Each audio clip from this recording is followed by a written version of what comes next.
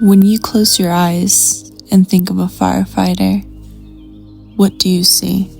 When I close my eyes and I think of a firefighter, I see motivation. Motivation to be in good shape, motivation to persevere through the ups and downs of the career. I see courage to go into places no one else wants to go or will go. But what if the image we've been taught to picture isn't the whole story? What if behind the helmet stands someone just as capable, just as brave, someone we barely imagine? Pursue a career as a firefighter, and when did you know this was the path for you? So one day, my mom and I were at a stoplight in Santee, and she noticed that there was a woman driving the fire engine. And I had always been into sports and very active and liked adventure. And she looked at me and she goes, "You know what, Brandy? I could see you doing that." And so I thought for a moment, and I looked at her driving. They were in the turn lane, and I saw her, and I thought that sparked something in me.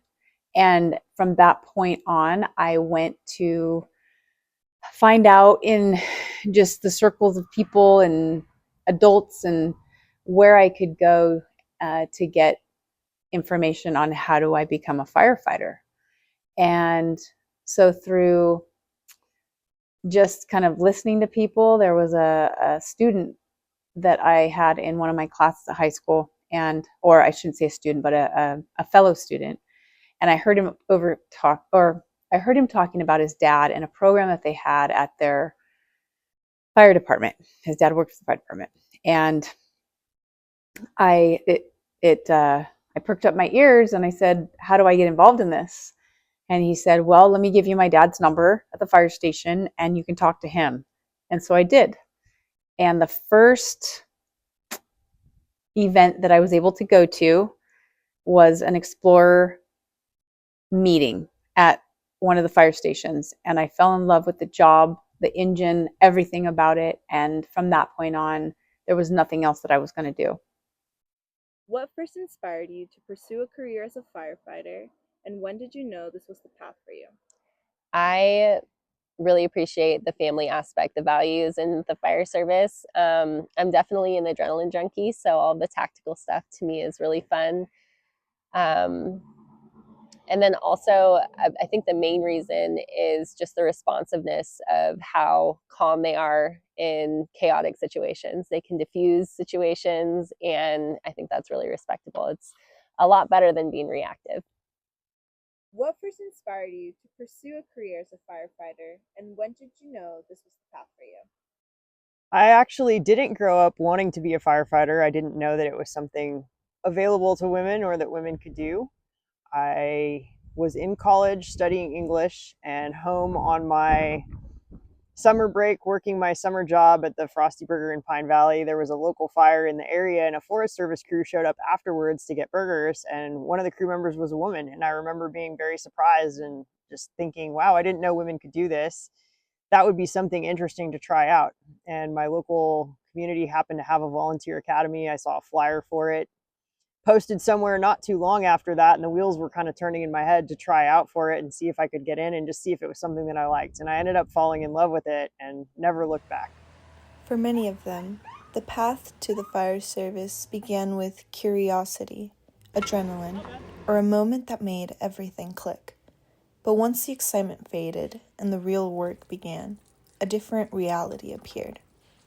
A reality shaped by pressure, comparison, and the need to prove themselves in ways others didn't have to. You felt you had to work harder than your male coworkers in order to be taken seriously?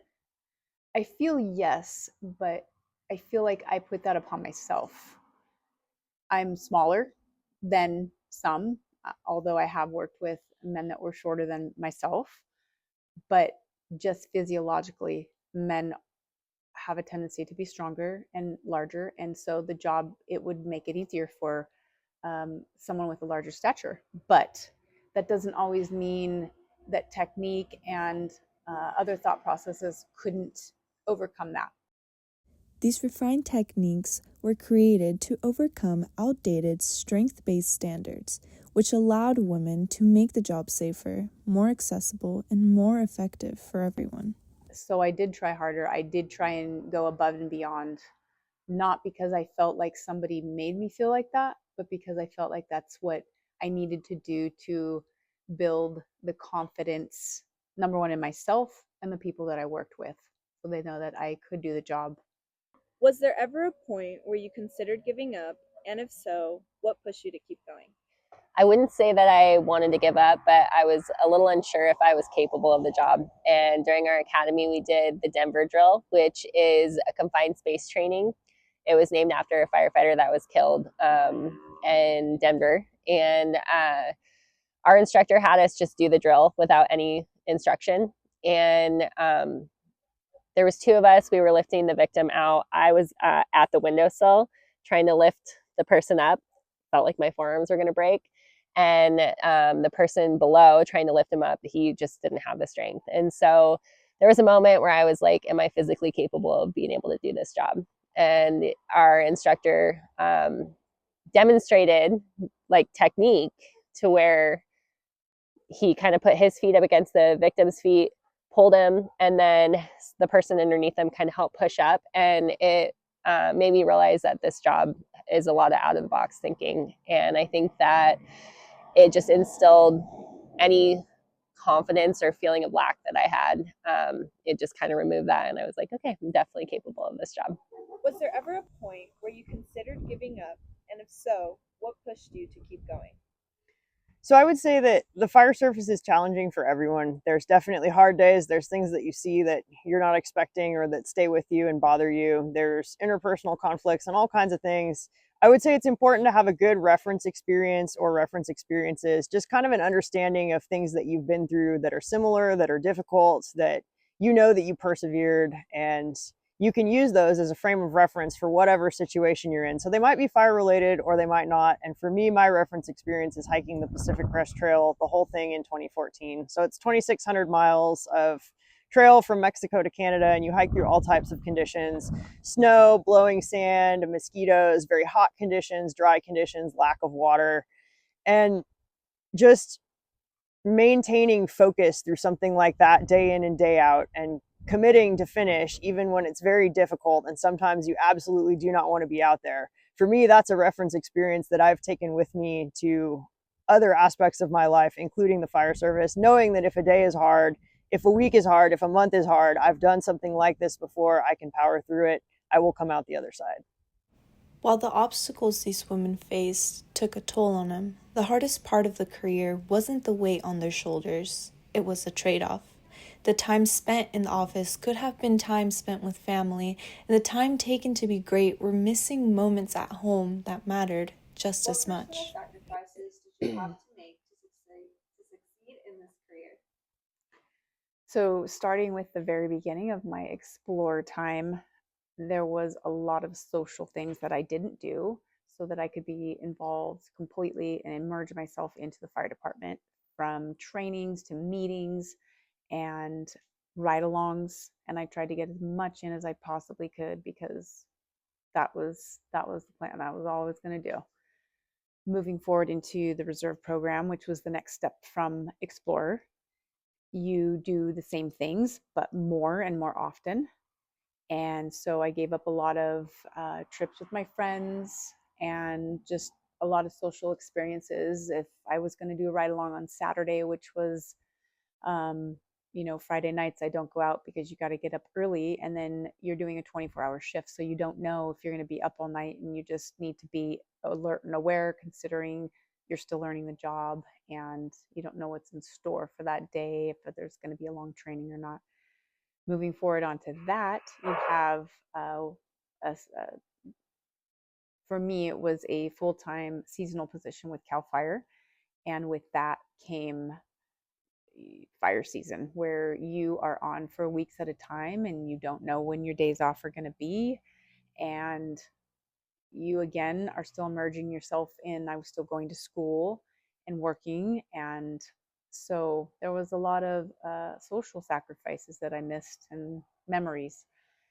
moving forward to that, once I had kids, that became the real true sacrifice where you're gone. And I happened to be a single mom most of my career. And so that was a huge strain on my emotional well-being, on their emotional well-being, and child care, and just became, I've got to do this now to support them. I loved my job. Luckily, I loved my job and going to work, but it then became a completely different shift in my thought process with them and what the sacrifices are. You also don't realize it until the end of your career, but you make a lot of emotional sacrifices that only come out after you've experienced many years of going on calls where they are disturbing. They're disturbing, and you try and process them the best you can. And eventually, if not dealt with correctly, or even if they are, we're only human and we can only process so much. And so I think, as just in general, first responders are making those sacrifices emotionally with their families and within themselves. Every sacrifice they made carried a cost, but it also revealed something deeper, their purpose. And it's that purpose that kept them going when things got What tough. message would you give to young women who dream of becoming firefighters but fear the obstacles? I think you need to know your why. I think that's the most important part, because that will push you through any obstacles. It's definitely difficult. It's a huge shift in mentality. And I think that if you can learn how to be more of an observer, stay quiet, listen, I think you are going to be extremely successful in this career. But there definitely are times where you're going to be pushed past your limits. And as long as you know, especially in the training process, that you're safe, then that block kind of goes away. So knowing your why is the biggest thing. And then just observing around you, showing up, I think that'll get you through. What message would you give to young women who dream of becoming firefighters but fear the obstacles? This career is absolutely worth it. It will change your whole life. It will change your outlook. If it is something that you want and something you're willing to work hard for, you can do it. What message would you give to young women who dream of becoming firefighters but fear the obstacles?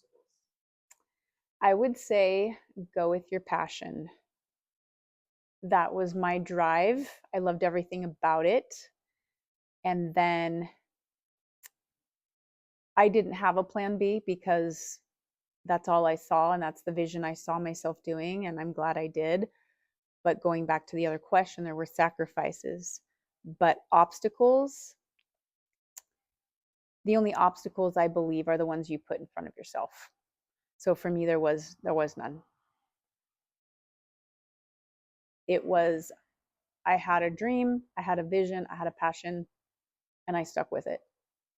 And there wasn't any room for failure. Were there disappointing moments and disappointing times? Yes, they will tell you. I remember being told in one of my classes or one of my meetings, this job cycle of applying for different fire departments, and it's like a roller coaster. There'll be ups and there'll be downs. There'll be ups and there'll be downs with promotions, and whether you got the job, you did get the job, you didn't get the job. That's kind of what it's all about, and everyone will attest to that it is. Yeah, but going back to the bottom line, I think the obstacles are all within yourself. For every challenge they faced, every moment they pushed harder just to be seen, they also opened doors, not only for themselves, but for the young women who will follow. Because their story isn't just about survival in a male-dominated world. It's about transformation, perseverance, and a legacy that will outlast any shift. And as the fire engine pulls back into the station, as the captain hangs her gear for the last time, we are reminded that their strength, their stories, their impact extend far beyond the Brotherhood.